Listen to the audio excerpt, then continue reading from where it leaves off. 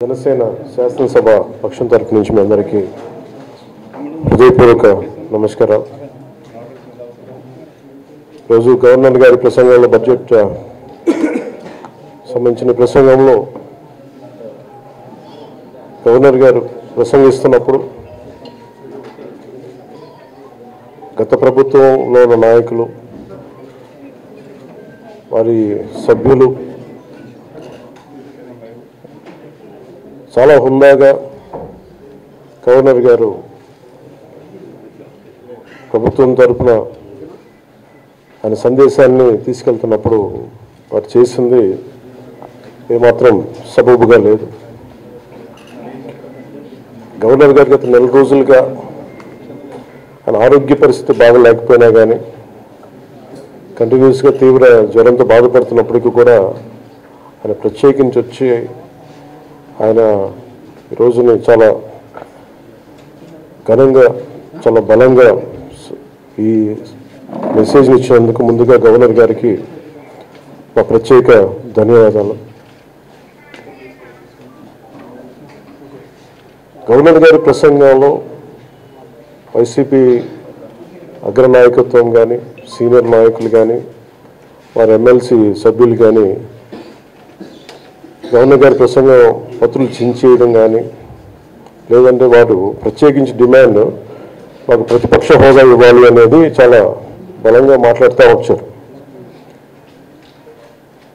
ఇది అడిగితే వచ్చేది కాదు, అది ప్రజలు ఇస్తేనే వస్తుంది. బేసిక్గా ఒకటి హైయెస్ట్ మెజారిటీ ఎవరికి ఉంది వాళ్ళు ప్రభుత్వం ఫామ్ చేస్తారు, వాళ్ళకంటే నెక్స్ట్ స్టేజ్ ఎవరికి ఉంటే వాళ్ళకి ప్రతిపక్ష హోదా ఇస్తారు. అంతేగాని గతంలో మేము ప్రభుత్వాన్ని పరిపాలించాం కాబట్టి మా ప్రతిపక్ష హోదా ఎవరికి ఇవ్వరు. కనీసం జనసేన కంటే కూడా ఒక సీట్ ఎక్కువ ఇచ్చినా కానీ వాళ్ళ ప్రతిపక్ష హోదా దక్కేది. ఈ రోజున ప్రభుత్వంలో సెకండ్ లార్జెస్ట్ పార్టీ జనసేన. దాన్ని ప్రజల దృష్టికి తీసుకొద్దాం. వైసీపీ నాయకులు వాళ్ళు చేస్తున్నారంటే మా ప్రతిపక్ష హోదా ఇస్తే తప్ప మేము అసెంబ్లీలో అడుగు పెట్టాం లేదంటే ప్రసంగాలు అడ్డుకుంటాం, ఇది సరైన మెసేజ్ బయటికి వెళ్దాం. ఇది సరైన విధానం కూడా కాదు. ఇది ప్రజలందరికీ తెలియజేయాలనుకున్నాం. ఇది ప్రతిపక్ష హోదా ఏ పరిస్థితిలో వస్తుందంటే మీకు రూలింగ్ పార్టీ కంటే కూడా అత్యధికంగా ఇంకొక సీట్ వాళ్ళకంటే మీరు వస్తే దాని తర్వాత స్థానం మీకు వస్తే ఖచ్చితంగా ప్రతిపక్ష హోదా వాళ్ళకే ఉంటుంది. 21 సీట్లు ఉన్న జనసేన 11 సీట్లు ఉన్న వైసీపీకి ప్రతిపక్ష హోదా ఎలా వస్తుంది? మేము వస్తే తప్ప మేము అసెంబ్లీకి రావు, గవర్నర్ ప్రసంగాలను అడ్డుకోవటం అనేది ఇది సరైనది కాదు. ఇది ప్రజలందరికీ కూడా తెలియచేస్తున్నాం ఈ సందర్భంలో. అందుకని ఇది భవిష్యత్తులో కూడా మేము కోరుకునేది వైసీపీ నాయకుల్ని మీకు ప్రతిపక్ష హోదా ఇవ్వకపోయినా ప్రజలు మీకు 11 సీట్లు ఇచ్చారు, దాన్ని గౌరవించి మీరు అసెంబ్లీకి రండి. మీ స్థాయికి తగ్గట్టుగా మీకు మీకు ఎన్ని ప్రశ్నలు అడగాలి దాన్ని తగ్గట్టుగా ఇస్తారు మీకు.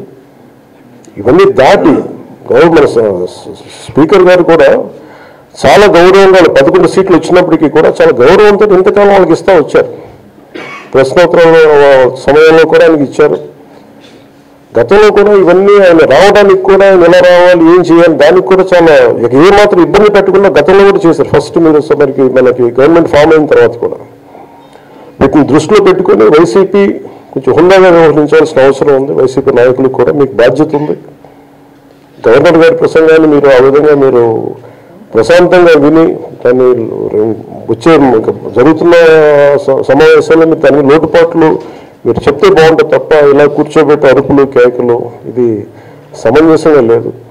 అంటే అర్ధాంతరంగా ప్రతిదానికి అసెంబ్లీలోకి రాగానే గొడవ పెట్టుకోవాలి, దేనిలో విభేదించాలి అనేది ఇది చాలా లో లెవెల్ ఆలోచన విధానం, లో లెవెల్ స్ట్రాటజీ. అది ప్లీజ్ మీరు అప్గ్రేడ్ అవ్వండి, మీరు అప్లిఫ్ట్ చేసుకొని అది మీరు కూర్చోబెట్టి డెమోక్రటిక్ ప్రాసెస్కి గౌరవం ఇవ్వండి.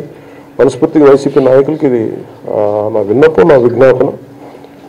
This what I would like to say. And నిజంగా కావాలి అంటే మీరు ఈ 5 సంవత్సరాల్లో మీరు ప్రతిపక్ష హోదా మీకు రాదు, అది మీరు మెంటల్గా ప్రిపేర్ అయిపోండి. 11 సీట్లతో మీకు ప్రతిపక్ష హోదా ఇవ్వబడదు, రాదు. ఎందుకంటే ఇది చంద్రబాబు గారు, గౌరవ ముఖ్యమంత్రి చంద్రబాబు గారు డిసైడ్ చేసేది కాదు, జనసేన డిసైడ్ చేసేది కాదు. దానికి రూల్స్ ఉన్నాయి, దానికి రెగ్యులేషన్స్ ఉన్నాయి, నార్మ్స్ ఉన్నాయి. ఉదాహరణకి నేనే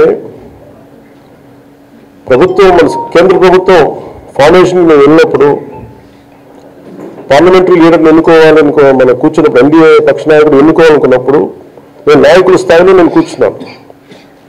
అదే నేను ఇక్కడ మంత్రిగా ప్రమాణ స్వీకారం చేసేటప్పటికి నేను ప్రధానమంత్రి గారి పక్కన నన్ను కూర్చోబెట్టలా. నేను డిప్యూటీ సీఎం అయినప్పటికీ కూడా అది మంత్రి హోదానే కాబట్టి తిరిగి నన్ను మంత్రులందరూ పక్కనే కూర్చోబెట్టారు తప్ప ప్రత్యేకంగా అక్కడ కూర్చోబెట్టారు. దాని very specific rules and regulations నడుస్తాయి. ఉదాహరణకి పొద్దున కూడా స్పీకర్ గారు ఎదురొస్తే నేను అసెంబ్లీలోకి అడుగు పెడతా ఉంటే స్పీకర్ గారు ఎదురొచ్చారు. మనకి వచ్చి ఆయన కూడా ఆయనతో పాటు రంగంలో వెళ్తుంటే ముందే తీసుకెళ్తుంటే నాకు అనిపించింది, సార్ ఇది డిప్యూటీ సీఎంకి ప్రోటోకాల్ ఉండదు, ఓన్లీ ముఖ్యమంత్రి గారు, స్పీకర్, మనకు కౌన్సిల్లో ఉండే చైర్మన్ ఆయన మీరు చేయాల్సింది తప్ప ఇది మేము ఉండేది కాదని చెప్పి నేనే వెళ్ళిపోయాను. ఎందుకంటే మేమే ప్రోటోకాల్స్ బ్రేక్ ఎందుకు చేయమంటే మాకు లేని ప్రోటోకాల్ మేము అడగం. అలాగే వైసీపీ నాయకత్వం కూడా గుర్తించాల్సింది, ఇది మీకు హోదా ఇవ్వబడదు. ఇది చంద్రబాబు గారు ఆప్ చేస్తేనే కాదు, ఇది ఎవరు ఆప్ చేసింది కాదు, మీకు ప్రజలు మీకు ఇవ్వలేదు. మీకు అది మీరు దృష్టిలో పెట్టుకొని మీరు ప్రవర్తించాల్సింది మనస్ఫూర్తిగా నేను ఆయన కోరుకుని, అంతేగాని వారిని ఎక్కడ అవమానం పరచాలని కానీ వారిని తగ్గించాలని కానీ లేదు. 175 సీట్లు కేవలం 11 సీట్లు ఇచ్చారు వాళ్ళకి. ఆ దృష్టిలో పెట్టుకొని ప్రవర్తించాల్సింది మనస్ఫూర్తిగా వారికి కోరుకుంటూ మీకు తెలియజేసుకున్నాను. Thank you.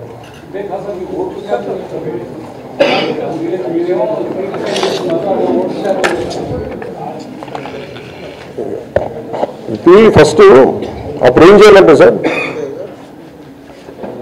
అప్పుడు జర్మనీకి వెళ్ళిపోయినా. జర్మనీలో ఏంటంటేనండి, నేను జర్మనీ రిజల్ట్స్ కూడా ఇది వచ్చినాయి, చూస్తా ఉన్నా ఎలక్షన్స్లో 25% వచ్చిన హైయెస్ట్ పర్సంటేజ్ ఆఫ్ వచ్చిన ఓటుకి ఇన్ని ఎంపీస్, ఇంత అసెంబ్లీ స్థానాలు ఉంటాయి వాళ్ళకి. 5% నుంచి తక్కువ వస్తే 5% ఓటు మిగతా వాళ్ళు పంచుకుంటారు. మనకు అలాంటి బెనిఫిట్ మనకు లేదు కాబట్టి మన రాజ్యాంగంలో లేదు. వాళ్ళు మంకు పట్టు పడితే they are free to go to Germany. Thank you.